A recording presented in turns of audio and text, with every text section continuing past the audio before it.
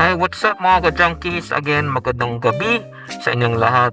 At tayo na naman ay may lakad tonight. Ako, lagi na tayo may lakad. Sabihin, Z, pura ka na ng kain na lang. Naku, tama kayo dyan. You serious? Meron tayong pupuntahan ngayon na tinatawag na Cosmic Dine and Lounge. Diba? Napaka-astronomical na pangalan.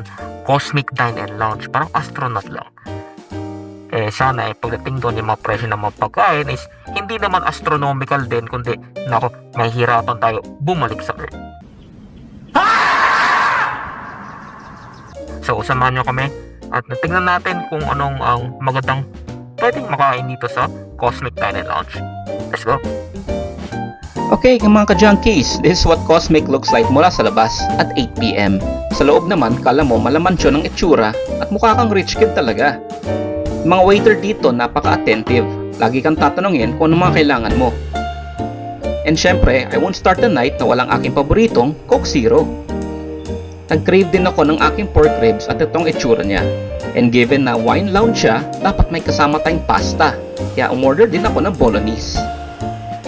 With that, dapat meron tayong starters, yung mapapakin tulad nitong mushroom chips and dips.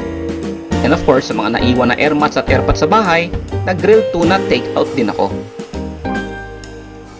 Of course, hindi natin palalagpasin na dapat meron din tayong wine, kaya umorder akong pink moscato at isang Long Island iced tea. Buti na lang, hindi naman tayo nalasing, mukha lang tayong lasing, at pwede na yun. Yung place itself is napakaganda, marami din kumakain, best for celebrations to for groups.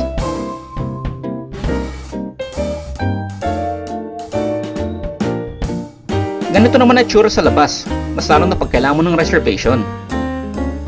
And here's the wine lounge. Pag ikaw ay stress sa trabaho, pwede kang maupo dito at maglasing na lang kung gugustuhin mo. Pero syempre, huwag mong gagawin. And of course, itong menu. Merong packages for 2, 4, 6, at 10.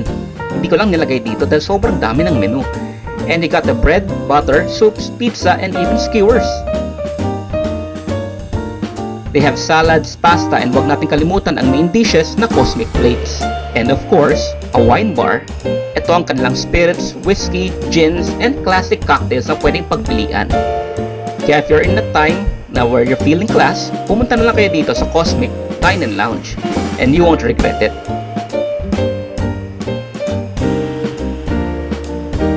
A few moments later.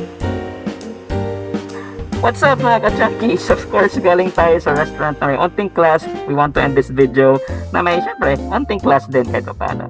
Okay, for those who want to Cosmic Dine and Lounge, please take note that nag-o-open sila ng 4 PM pero ang kinaganda po nun is nagka-close sila ng 12 midnight.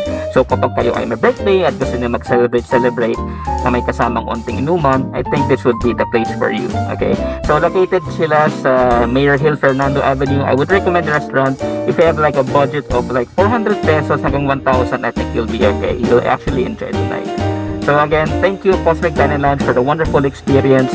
Again, like sabi ko kanina, yung mga waiters is very very attentive. I was actually impressed by the service actually.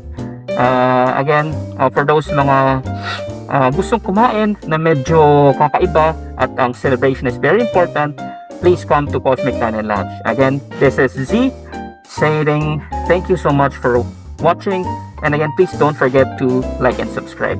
Alright? So until next time, this is Z signing out.